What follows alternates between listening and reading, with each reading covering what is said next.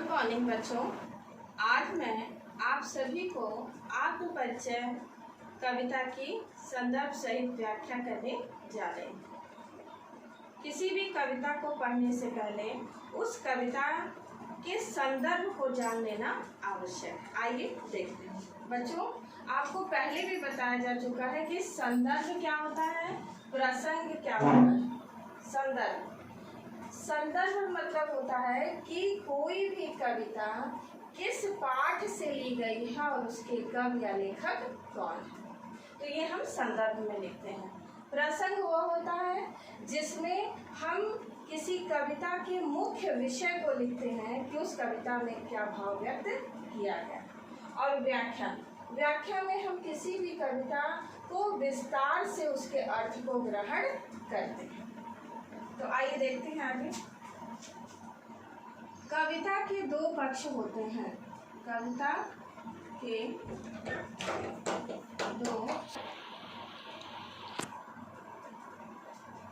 के दो पक्ष होते हैं। पहला भाव पक्ष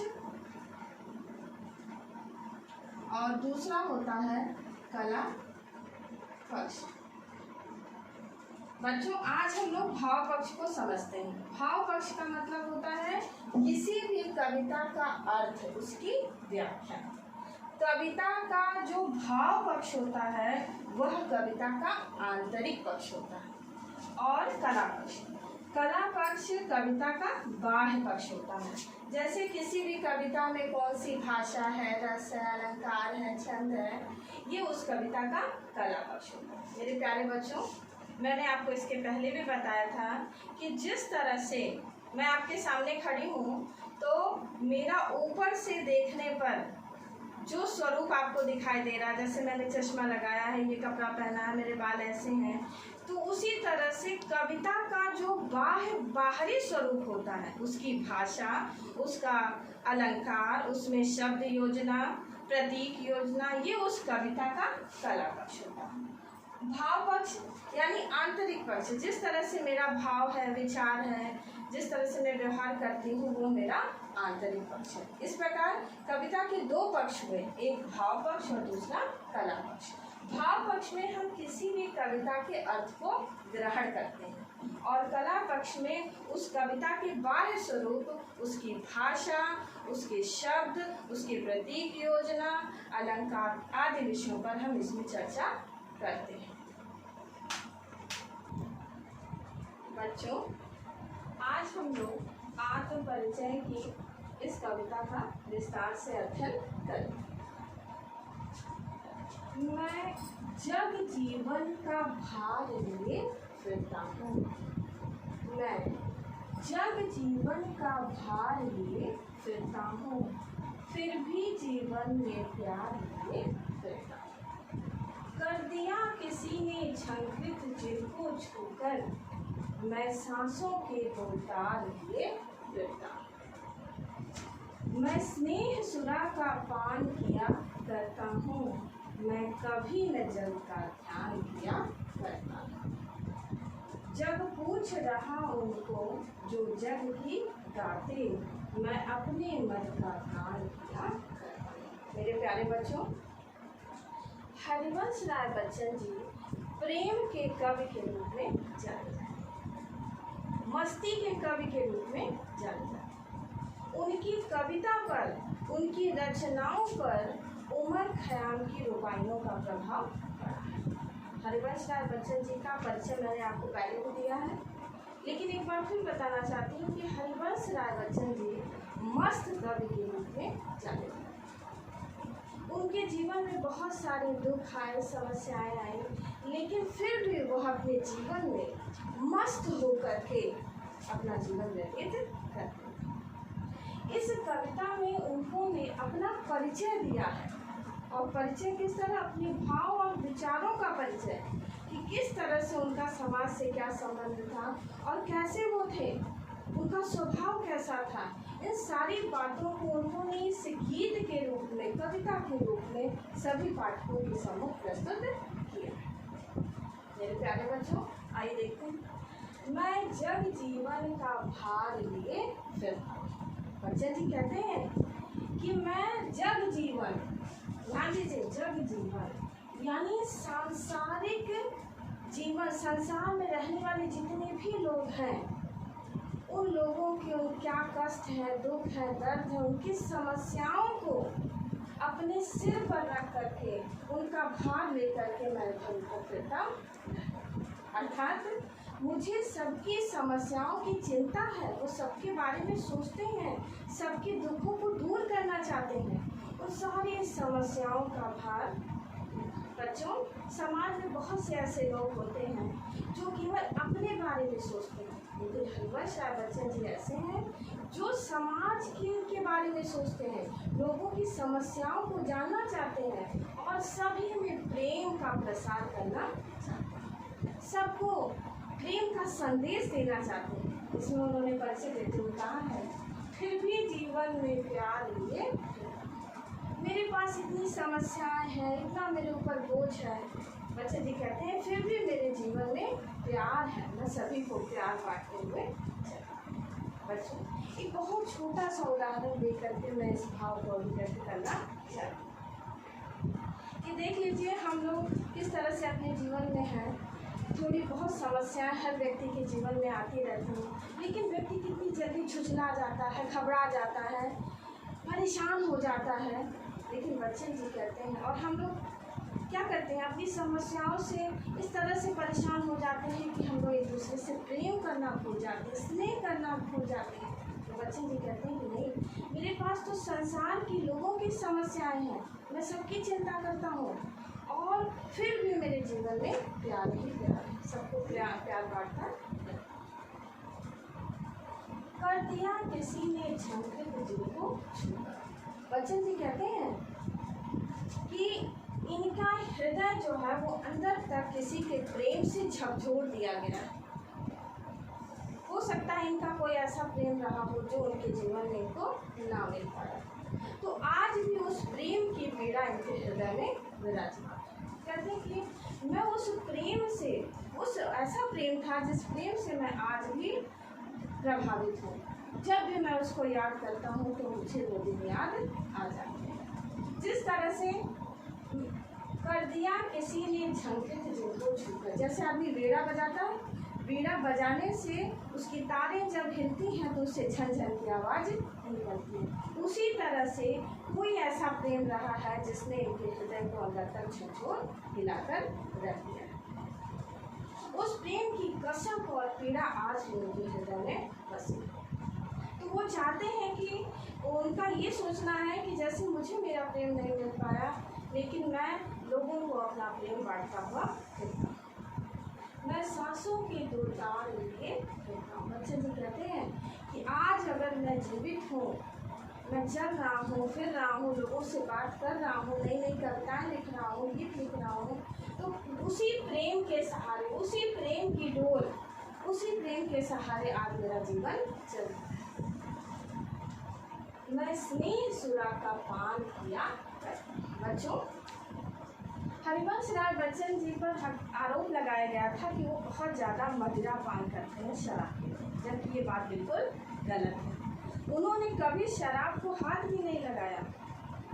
वो तो कहते हैं कि मैं स्नेह सुरा यानी प्रेम रूपी सुरा, सुरा माने शराब, मैं प्रेम रूपी शराब का पान करता हूँ। मैंने तो कभी शराब को हाथ ही नहीं लगाया, वो प्रेम रूपी सुरा का पान करते। इसलिए बच्चन जी के ऊपर जो भी आरोप लगाए थे उसका खंडन करके उन्होंने अपनी इस बात में कहा, मैं स्नेह सुरा का पान किया करता हूँ, मैं तो प्रेम रूपी शराब में डूबा रहता हूँ, प्रेम रूपी शराब का पान करता हूँ और पूरे संसार के लोगों को प्रेम बांटता हुआ चलता।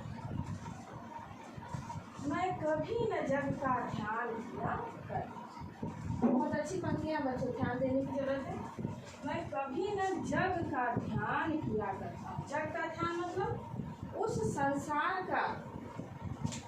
संसार का मैं ध्यान नहीं करता जिस संसार में स्वार्थी लोग रहते हैं, ईर्ष्यालु लोग रहते हैं, जो किसी की सफलता और सम्मान, उसके सम्मान को, यश को देख करके जलते हिंसा करते हैं। कहते हैं मुझे ऐसा स्वार्थी संसार बिल्कुल पसंद नहीं, मैं ऐसे लोगों की तरफ ध्यान ही नहीं देता हूँ। उनकी जितनी भी समाज में आलोचना हुई उसका जवाब देते हुए कहते हैं कि मैं ऐसे आलोचकों की परवाह ही नहीं करता कि कोई मेरी आलोचना करता है।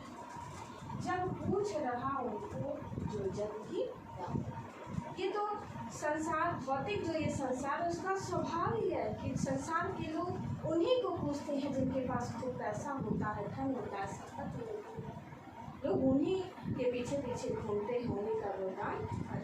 तो कहते हैं कि मैं ऐसे संसार के लोगों से कोई भी बातचीत नहीं करती। जब पूछ रहा उनको जो जग की बातें। संसार में बड़े ऐसे ऐसे लोग होते हैं जो उन्हीं लोगों को पूछते हैं जिनके पास बहुत ज़्यादा पैसा होता है। मैं अपने मन का गान किया।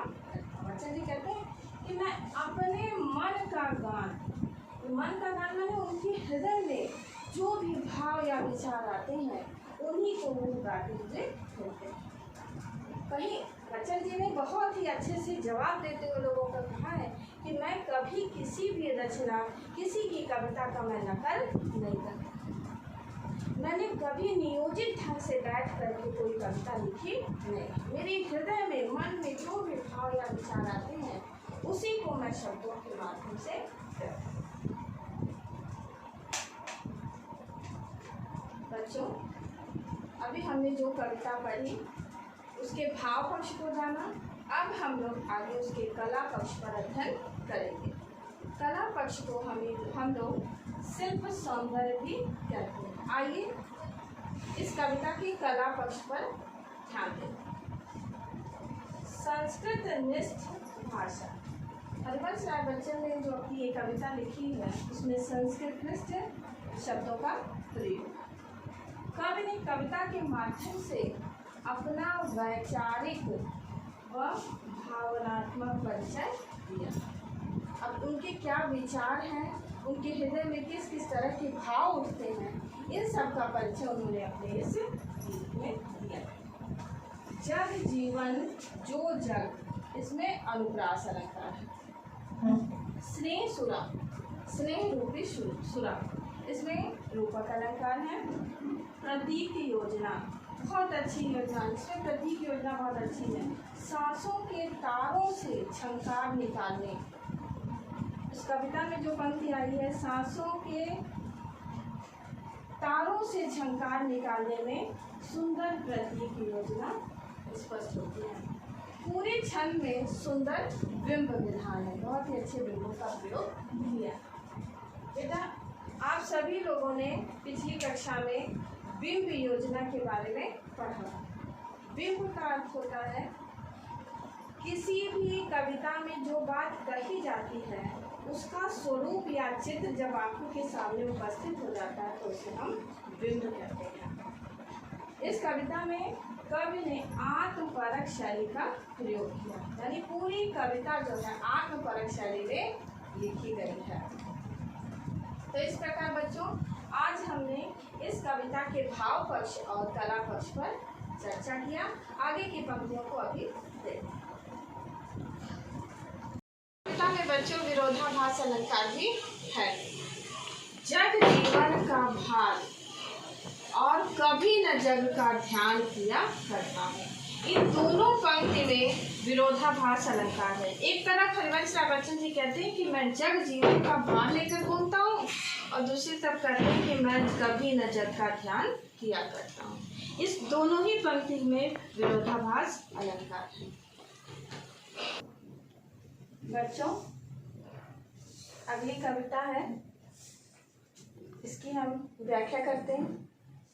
मैं निज उर के उद्गार लिए फिरता हूँ, मैं निज उर के उपहार लिए फिरता हूँ।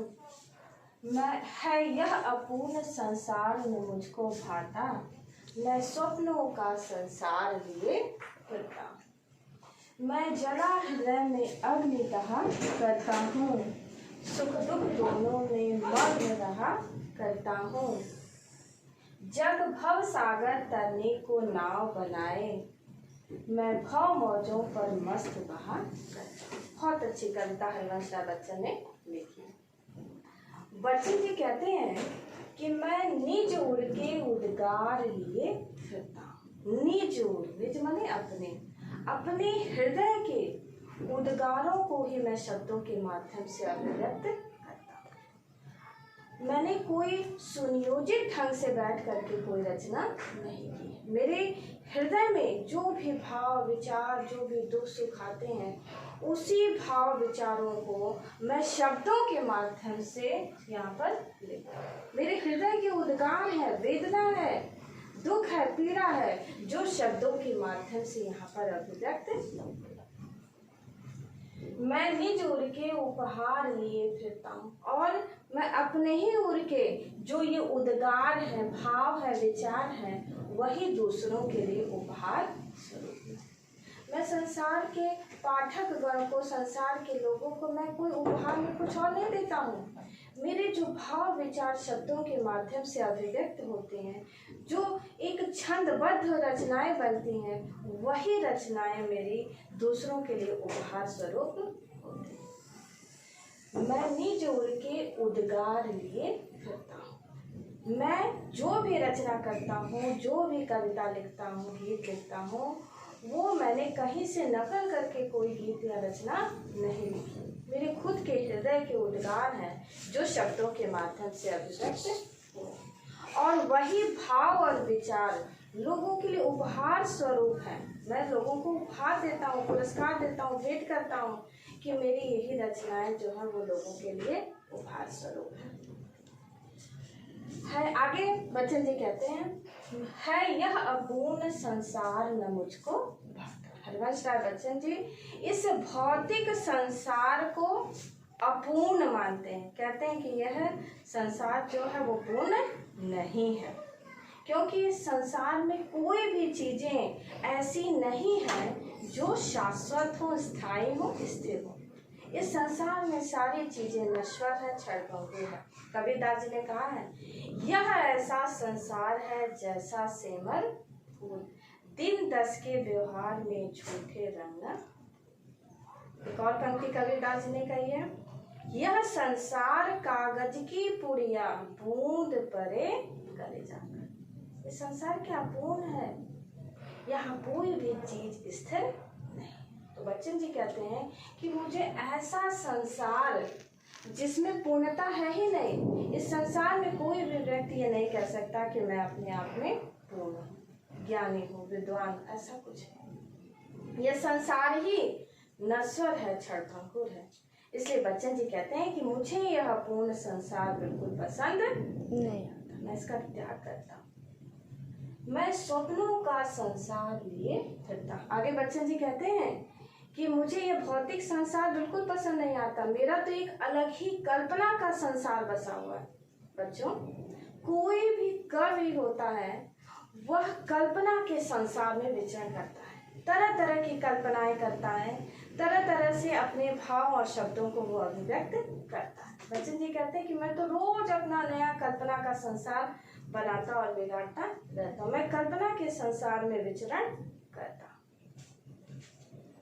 मैं स्वप्नों का संसार लिए फिरता। मेरा अपनी अलग दुनिया है। कवियों की अपनी एक अलग ही दुनिया होती है। वो कल्पना रूपी संसार में विचरण करते हैं, घूमते हैं और तरह तरह की रचनाएं करते हैं। इसलिए बच्चन जी कहते हैं कि मुझे यह भौतिक संसार जो नश्वर है, क्षणभंगुर है, वह बिल्कुल भी पसंद नहीं। आगे देखिए, मैं जला हृदय में अग्नि दहा करता हूँ। बच्चन जी कहते हैं कि मैं अपने हृदय में ही अग्नि जला करके उसी में जलता रहता हूँ, अर्थात अपनी ही दुख और वेदना में भीतर ही भीतर घुटता रहता हूँ, भीतर भीतर घुटता रहता हूँ, लेकिन मैं कभी किसी से कुछ नहीं करता। उस दुख की अभिव्यक्ति मैं शब्दों के माध्यम से इस गीत के रूप में प्रस्तुत करता हूँ। मैं जला हृदय में अग्नि दहा करता हूँ, सुख दुख दोनों में मग्न रहा करता हूँ। मेरे जीवन में बहुत सारी दिक्कतें आई। बच्चों, आपको ये पता होगा कि हरिवंश राय बच्चन जी की पहली पत्नी का नाम श्यामा था। विवाह के बाद उनकी कुछ दिनों के बाद उनकी मृत्यु हो गई और उन्होंने तेजी बच्चन से दूसरा विवाह किया। श्यामा बच्चन से वो बहुत ही स्नेह प्रेम करते थे।